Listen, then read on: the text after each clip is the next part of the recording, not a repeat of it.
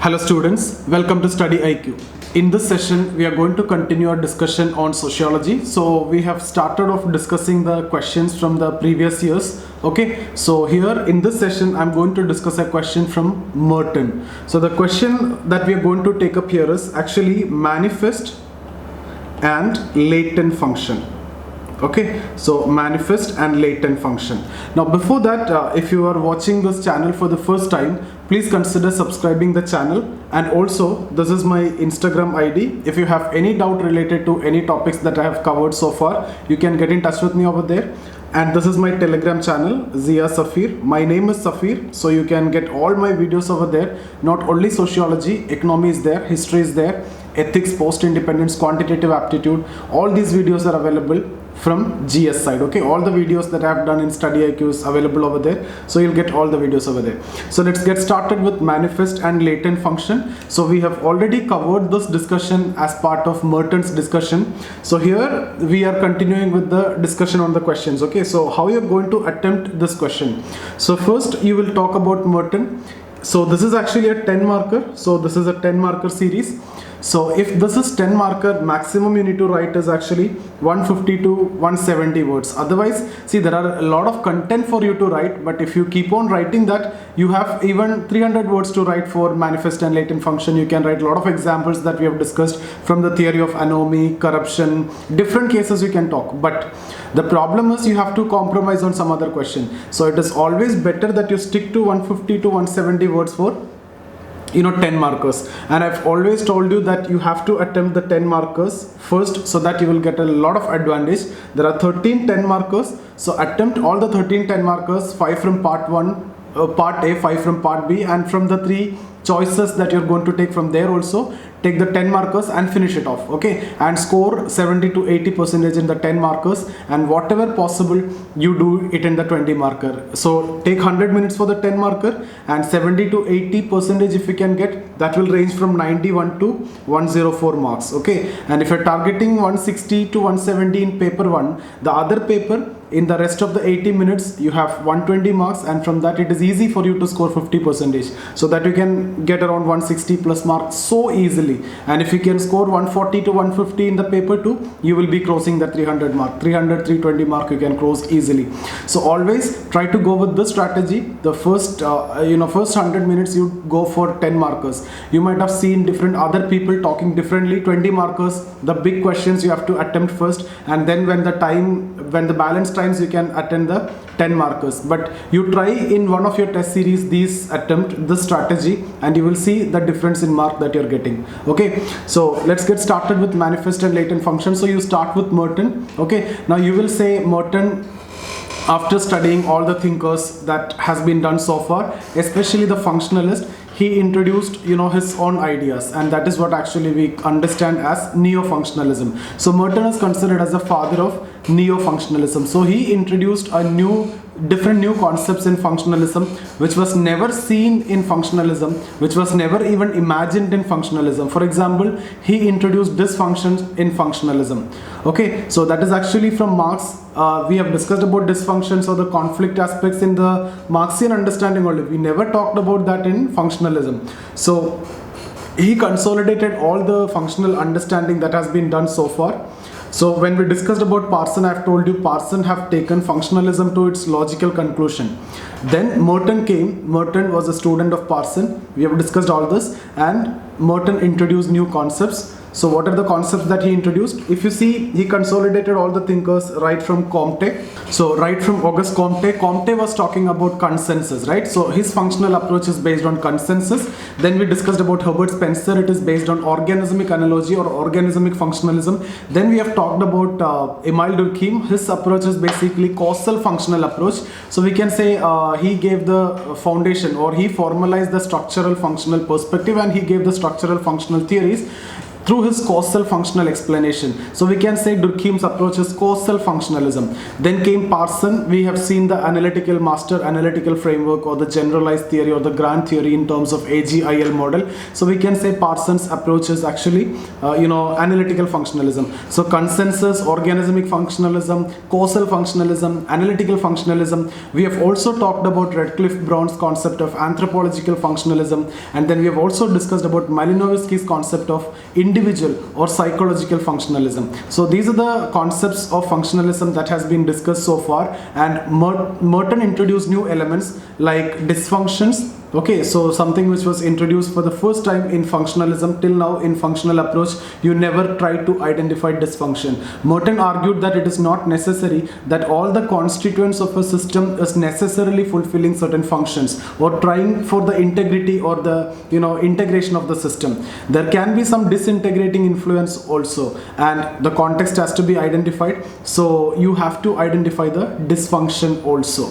Okay, so there can be some items in the system which is having a disintegrating influence or dysfunctional aspect, so that has to be identified. He also talked about functional alternatives. There can be some other institutions which provide the similar function, so there is no question of functional indispensability according to Merton. So he talked about functional alternative. He also talked about net balance, and we have discussed about functional paradigm that he gave. So in the functional paradigm also, Merton is giving excessive importance to manifest and latent function. So in the paradigm that we have discussed, you have to identify a standardized pattern, and then you have to specify the context. You have to go for description of the item, then identify manifest and latent functions, manifest and latent dysfunctions. So here also, even the question is about manifest and latent functions, you also have to write manifest and latent dysfunctions towards the end.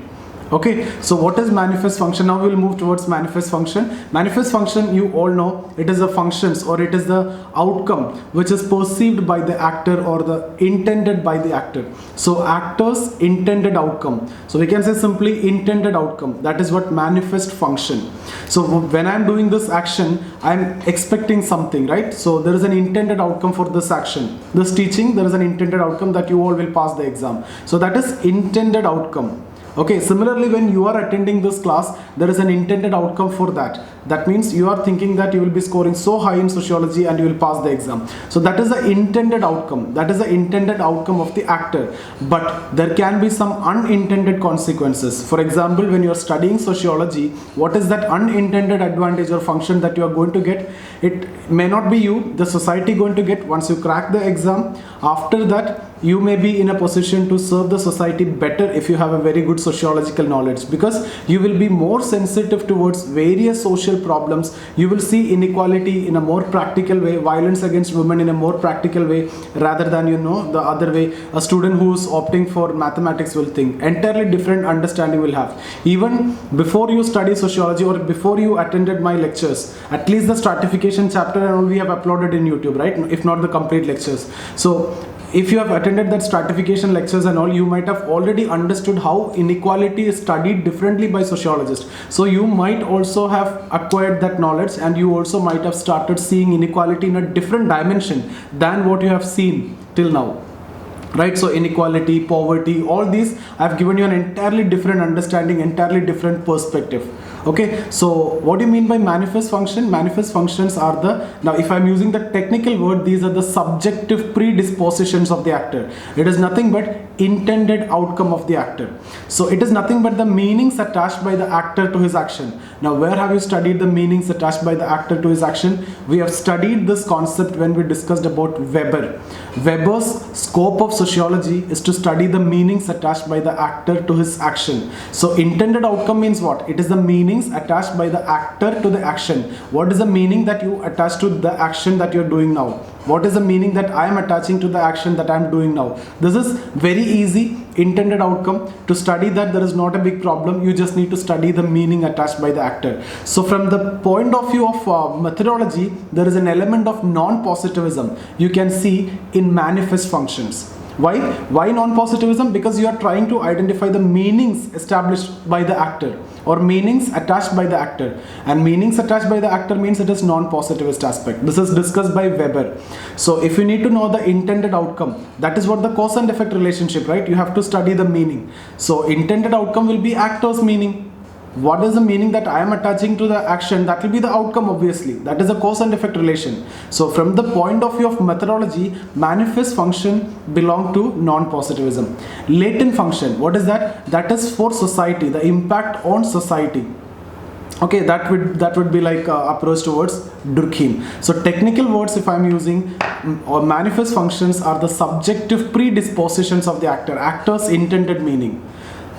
Okay, latent functions are the objective consequences of the action. So in one side I can say individual outcome, the other side societal outcome. What will be the benefit for the society if I'm talking about functions? Okay, so when you're studying sociology, when you pass the exam, it will be more beneficial for the society, you as a sociologist. Okay, so that is going to be the other advantage, that is going to be the latent function. So I hope you understood. Manifest functions are the intended outcome, latent functions are the unintended consequences. So intended and unintended both have to be studied by a sociologist. Both are two sides of the coin. So if you are ignoring, till now the problem with functionalist was ignoring the unintended outcome.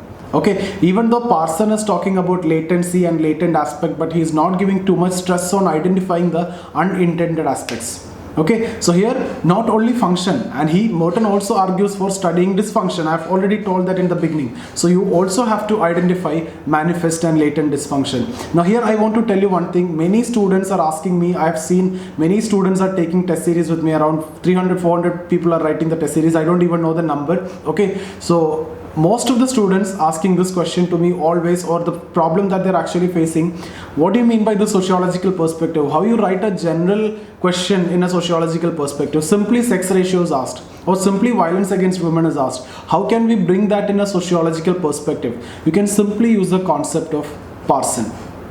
You'll get a very good sociological perspective. So this is a simple approach. Apart from that, when we proceed with the different discussions, I'll tell you how to bring the sociological perspective in a much better way. And you will be writing like a sociologist. And for that, you don't want to be a sociologist. I'll teach you how to write as a sociologist. Or at least the person who will read your answer will feel like, you know, a glimpse of sociologist will be there in your answer. So in simple terms, if I tell you what you need to do in your paper, how can you incorporate Merton's idea to give a sociological answer? You can simply talk about any question, whether it is sex ratio or violence against women or even corruption. Okay, you can talk about, you know, the functions.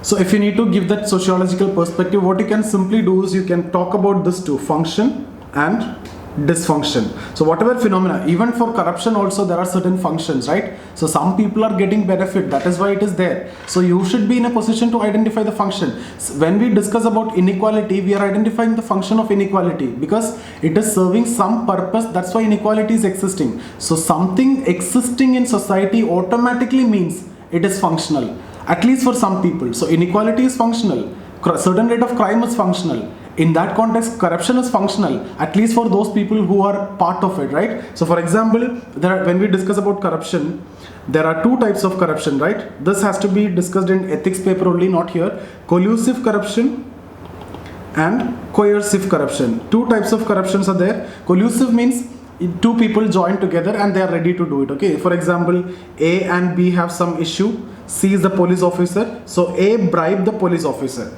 So this is collusive. They colluded so that the police officer will be in favor of A, right? So the case will go in favor of A. So this is collusive corruption. So here, what is the, now you can see here, for this A, there is an advantage, right? So for C also there is an advantage because he is getting some benefit, but the disadvantage is for these people. So for A it is functional, B it is dysfunction. So you need to identify the function as well as dysfunction. I hope you understood. And what is the impact on society? The trust on the system will break. That is actually a dysfunction. Okay, so for everything there is a function and dysfunction. And coercive corruption means what? For example, you are going to A, the person is going to a village officer. He wants to get a certificate, but he demands some money from this person, but he is not ready to give. He is a very poor person, so he is forced to give now to get that certificate. That is coercive corruption, which is more dangerous. Both are bad, both are dangerous, but coercive corruption is more dangerous and more in terms of dysfunction. Okay, so we will be discussing about this in detail in the ethics module. We have just started that ethics module. Few important areas, the important areas which is required for your exam will be uploaded. So we will see all those things in that session also. What I'm saying is how to write in sociological perspective. So talk about function, talk about dysfunction. And further you can divide, you can talk about manifest function and latent function. Okay, the functions which can be seen. Here also C is getting benefit, A is getting benefit. This is a manifest function.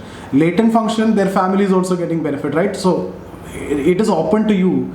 If you want to write in sociological perspective, your imagination also the scope is unlimited. Okay, so here latent function, and similarly manifest dysfunction and latent dysfunction. So here itself you got around 60 to 70 words. Good content you got. Apart from this, you can actually talk about micro versus macro, micro level and macro level. Okay, and then you can introduce the perspective of Marx concept of alienation. Okay, and then anomie, the concept of anomie you can talk about when it comes to Durkheim or even in Merton also. Okay, so you can talk about thinkers. The other way in which you can bring in the sociological perspective is quoting the thinkers. Apart from this, you can also talk in terms of fact versus value. Okay, fact means what is the reality, value means what ought to be, what should be the reality. The importance is for what. For example, when we talk about nuclear family versus joint family, in what is the fact? Fact is nuclear family now, joint family is disappearing. That is for sure, that is a fact. But what is the value? We tend to live together. Okay, we love the jointness. So value means, in terms of value, jointness is there, and because of that joint family exists. Even now, even though we live in nuclear family, we talk to our parents, we talk to our siblings, we talk to our cousins, and we go for the marriages, we go for the functions, we go for any life crisis. We totally depend on the relatives. So in terms of value, joint family exists. In terms of fact, nuclear family is there because of the exigencies, because of the mobility factors, because of the job aspects or whatever it is, right? So you can make a different delineation between fact, value, micro, macro, function, dysfunction, manifest, latent. So now what more you need? Your question is 10 marker and you need to write 150 words. With this perspectives, if you include, apart from this, I can give you a lot of other possibilities also to bring in sociological perspective. Now, when you talk about violence against women, if you talk about violence against women, okay, so how to bring the sociological perspective here? Simple. See, the common people, the general people won't write like this, the way you will write. You can talk about micro, macro. Obviously, you can talk about fact versus value. Okay, the patriarchal value and what is the actual reality. All those things you can write. Apart from this, you can also make a division within family, outside family, right? So that is a better division. Within family, outside family. Then within family, manifest violence, latent violence. Outside family, manifest violence, latent violence. Now if you explain this, even if you are getting an essay, general essay, if you can write in this way, essay also demand perspective. Okay, so manifest means within family, it is a dowry harassment, okay, the domestic violence, all these direct things you can write here. Latent, it is a discrimination against female child, right, in terms of health, in terms of education, in terms of food. This discrimination is a latent violence. Although manifestly there is no violence, but it is a kind of hidden violence. When we talk up at the level of society, outside family means society, sexual harassment, manifest violence. Latent violence include the indecent representation of women and all those things. I'll give you a lot of examples when we discuss about violence against women in future, but I hope this is clear how to write sociological perspective, right? So here what we have discussed is objective manifestation, that is a latent function, or the objective consequences. So let me see this manifest and latent function.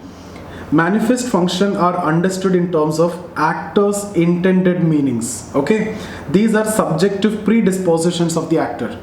The functions which are understood by the participants, like when I'm doing this action, what is a function which I am expecting that you all will pass the exam. Similarly, when you are attending this class, what is a function that you are expecting that you all will pass the exam, right? So this is what the intended outcome.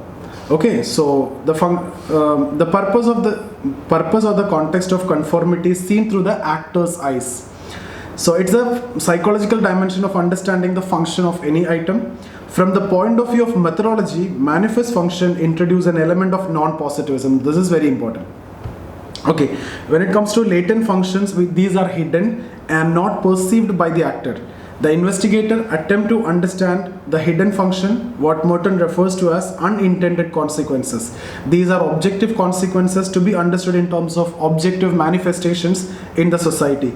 At the same time, Merton also argue for identifying manifest and latent dysfunction. So, if your question is about manifest latent function, I've seen many people. I'll tell you 99% of the people, this is how that 1% is standing out. Okay, that 1% is standing out in this way. 99% will only confine to manifest and latent function. They may give some example also.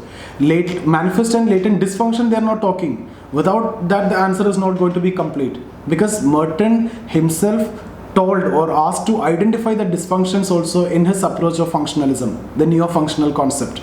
Okay, so you also need to talk about manifest and latent dysfunctions here. Then only the answer is complete. And if you remember, when we discussed about the theory of anomy in Merton itself, okay, in theory of anomy, if you remember, I've told you it is discrepancy between means and goals, right? So means, goals. So we have discussed different possibilities. You follow the means, you achieve the goal. You don't follow the means, you achieve the goal. You follow the means, but you don't achieve the goal. You don't follow the means, you don't achieve the goal. You don't follow the means, you don't achieve the goal. Instead, you create new means and new goals.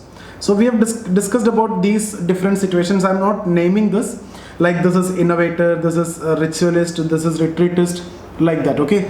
So if you see here, this case, you are achieving the goal, you are not following the means.